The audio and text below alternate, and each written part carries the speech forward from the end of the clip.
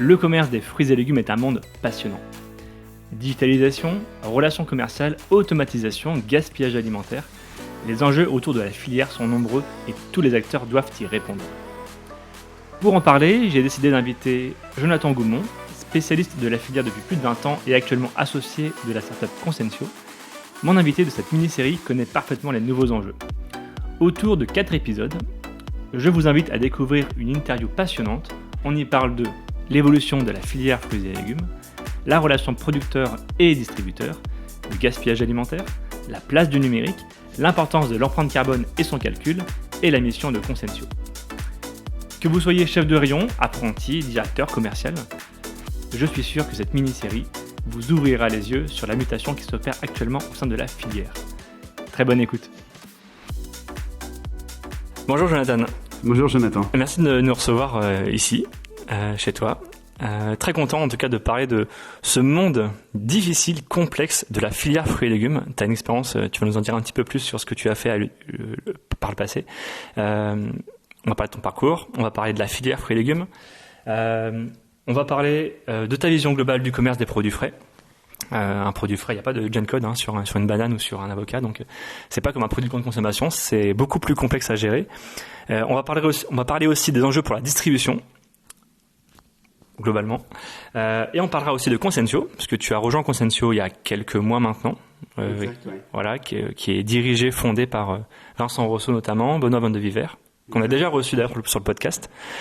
Première question, Jonathan, question classique. Est-ce que tu peux commencer par te présenter, nous parler un peu de ton parcours et aussi de ton rôle chez Consensio? Bah ouais, c'est gentil, je suis content d'être avec toi Jonathan. Alors ça va pas être évident pour toi Jonathan, Ouais, mais on va faire de notre mieux. Ouais. Donc bienvenue à la maison, on est à Basse-Bretagne et on est dans la ferme de ma petite femme qui est éleveuse de blondes d'Aquitaine. Donc moi j'ai 41 ans et j'ai travaillé pendant 18 ans dans le commerce des produits frais pour une coopérative au début néerlandaise qui s'appelait Greenery. Ouais. Et donc j'étais basé aux Pays-Bas et j'exportais des produits, des fruits et légumes des Pays-Bas vers la France. Et depuis 2015, après j'ai rejoint la France et on s'est concentré sur des produits français vers la France. Et ton rôle c'était quoi du coup chez Greenery? Alors je suis rentré en 2004 comme stagiaire et après j'ai terminé dans la direction commerciale.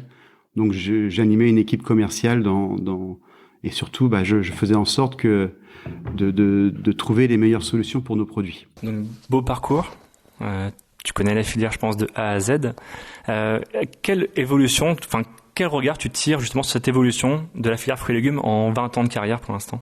C'est une bonne question parce que honnêtement, elle a très peu évolué dans la forme du travail.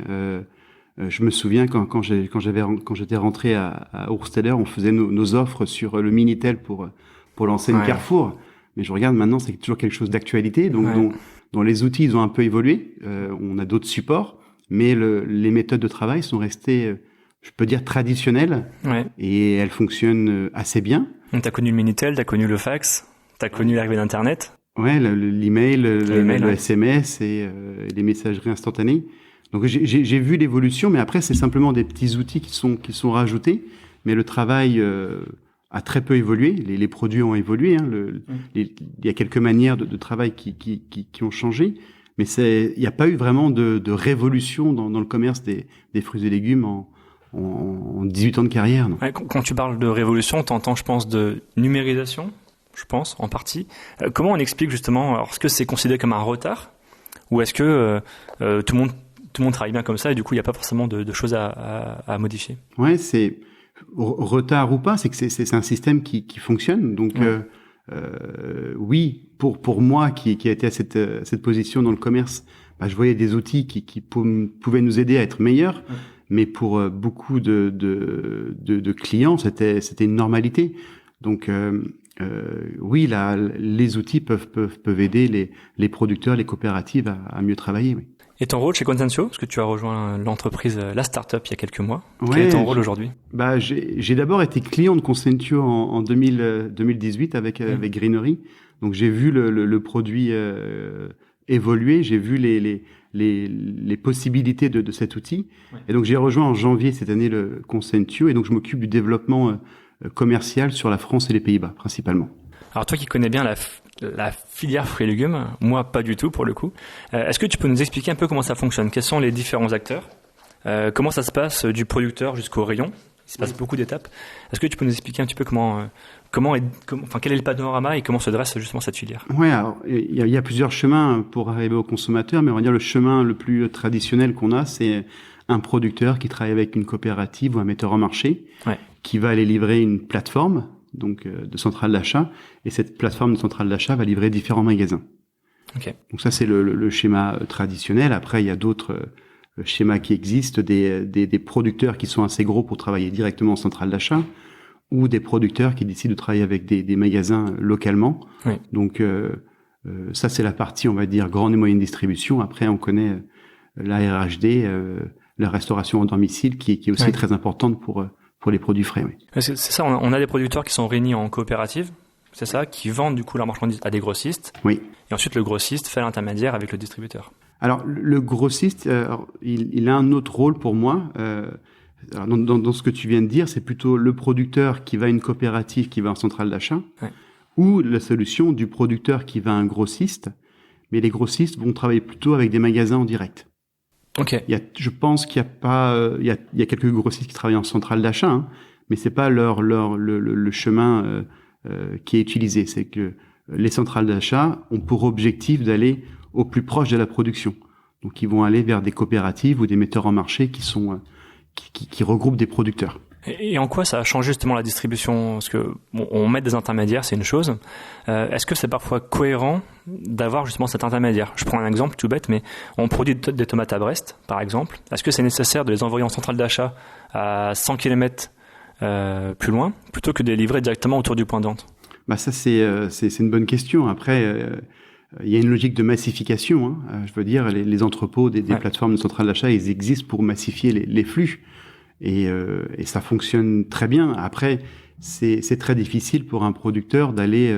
tu parles d'un magasin à Brest, mais il n'a pas assez pour vivre. Donc, il faudrait qu'il livre une vingtaine de magasins. Ouais. Donc là, il va aller contre la massification. Ouais. Ça va même lui coûter plus de temps et d'argent. Il ne sera pas assez rentable, il ne fera pas suffisamment de masse. C'est ça, oui. Donc là, la plateforme a vraiment... pour objectif de massifier les achats pour les magasins, oui. On a parlé au tout début justement de la transformation du secteur. Tu disais qu'il n'y a pas forcément beaucoup d'évolution. Quel est l'état des lieux actuellement de la filière fruits et légumes? Si on devait dresser un état des lieux, force, faiblesse et les différentes problématiques qu'ils peuvent rencontrer. L'état des lieux, c'est que la production, les volumes de la production française diminuent. Ça, c'est une grosse problématique. Donc on produit moins. On produit un peu moins et on va importer un peu plus. Ouais. Et ce qu'essaye de faire l'État français, c'est d'aider la production française par différents moyens pour gagner ces nouveaux volumes, pour être capable de mieux répondre à la consommation française. Oui. Donc aujourd'hui, on produit moins. Ça, c'est côté vraiment pour les producteurs directement. Si on va un peu plus loin, peut-être au niveau des fournisseurs, au niveau des magasins, est-ce qu'il y a des problématiques aujourd'hui au niveau de la filière fruits et légumes? Les problématiques, est-ce qu'il y a des problématiques? Il y en aura toujours. Ce qu'on voit vraiment qui est de plus en plus important, c'est bien sûr le côté national, mais le côté local. Donc le magasin, il aura une volonté d'acheter au niveau de la centrale pour des grandes références, mais il devra aussi s'ouvrir aux petits producteurs ou grossistes locaux pour être capable de répondre à cette demande de produits locaux. Oui. Ça, tu le ressens toi en magasin? Alors, t'as des contacts avec des magasins, t'as des contacts aussi avec des enseignes. Tu sens déjà cette effervescence autour de l'offre locale, justement? Ouais, on la sent, clairement, oui. Et c'est devenu quelque chose. Avant, c'était une réflexion. Maintenant, c'est quelque chose qui devient obligatoire. Et différentes enseignes avec différents outils le mettent en avant. Comment ça se matérialise? On voit beaucoup de communication, tu vois, au niveau des enseignes, qu'ils font très bien. Mais en magasin, comment ça se répercute? En magasin, ça se répercute par de l'affichage, par mettre en avant le producteur, par lui demander de participer à des événements de producteurs en magasin. Ouais. Et ça, c'est très bien. Et ce qu'on a vu avant, c'est que les producteurs avaient une certaine peur de livrer les magasins, alors que c'est vraiment quelque chose qui est très positif pour eux, parce qu'ils ont une capacité de commercialisation qui est importante et une facilité dans les achats. Et ce qu'on essaye, ce que j'essaye de faire maintenant dans ma nouvelle aventure, c'est de de donner des outils pour ces producteurs ou ces coopératives pour valoriser leur production et mieux vendre. Donc c'est ça qui est intéressant. Ouais, tu parlais de relations. On dit souvent qu'il y a un rapport de force entre les distributeurs et les producteurs. En off, tu m'as déjà dit que c'était pas vraiment le cas. Alors ça a été le cas effectivement il y a quelques années. C'est plus forcément le cas aujourd'hui. Ouais, tu me l'avais dit ça. Et, ouais. Je l'ai beaucoup entendu, mais par rapport à mon expérience avec les différents distributeurs avec qui j'ai travaillé, j'ai toujours eu une relation juste et collaborative où on essayait ensemble de trouver les solutions. Et c'est ça qui est un peu compliqué avec les fruits et légumes, c'est que tous les jours on est au combat, dans le sens où tous les jours la qualité va être différente, les volumes vont être différents et les prix vont être différents. Et en plus, on doit livrer quotidiennement nos clients. Donc il y a la question de la logistique où normalement tout se passe bien, mais ça peut arriver qu'il y ait un ou deux petits camions qui est en retard par rapport à un accident sur la route ou la météo. Oui. Ouais, est-ce que finalement la logistique c'est un petit problème pour cette filière, parce qu'il y a d'autres problèmes qu'on a identifiés comme la mécanisation, le recrutement. De plus en plus de producteurs aujourd'hui ont du mal à recruter justement et vont chercher de la main d'œuvre dans des pays d'Europe de l'Est par exemple. On parle aussi de l'inflation sur les produits. On a des fraises des fraises d'Espagne qui coûtent moins cher que des fraises produites en France, même si elles sont importées. On a des haricots verts qui viennent de Madagascar alors qu'on en produit aussi en France. Est-ce qu'on peut relister peut-être les différents enjeux actuellement de la filière? Alors, on va commencer peut-être par les ressources humaines. Est-ce que toi, tu le ressens? Oui, clairement, et c'est quelque chose d'important parce que la production demande de la main-d'œuvre pour récolter les fruits ou légumes. Et c'est une vraie problématique parce que c'est des métiers qui sont durs et il est très difficile pour de plus en plus de producteurs d'avoir des bonnes personnes. Et donc, comme tu l'as dit toi-même, on voit dans différents sites de production de la main-d'œuvre qui vient de Pologne, par exemple. Ouais, Pologne, Roumanie, j'ai l'impression aussi. Ouais, alors je connais pas tout parfaitement, mais on sent qu'il y a ces gens-là, ils viennent travailler 7-8 mois dans l'année en France. Ouais. Pendant la saison et ils gagnent assez d'argent pour partir au pays et passer les fêtes de Noël en famille. Et on est très content les producteurs de les avoir parce que c'est des gens qui sont courageux comme tout le monde, mais qui sont là que pour le travail. Oui. Ce manque de ressources humaines, ça implique ou ça provoque cette mécanisation aussi. Alors on voit moi j'ai vu des robots par exemple qui cueillaient les fraises par exemple. Moi, je l'ai pas vu de mes propres yeux, mais j'ai vu des choses, en tout cas, se développer. Est-ce que toi, tu en as vu d'autres? Est-ce que c'est aussi un enjeu important pour la filière fruits et légumes, justement, de mécaniser aussi ces tâches? Oui, complètement. Ouais. On voit une accélération en pas mal d'entreprises qui travaillent dessus, des startups aussi. Tu le vois ça, oui. Ouais, sur le triage des fruits, sur l'effeuillage dans les serres pour tout ce qui est tomates, poivrons.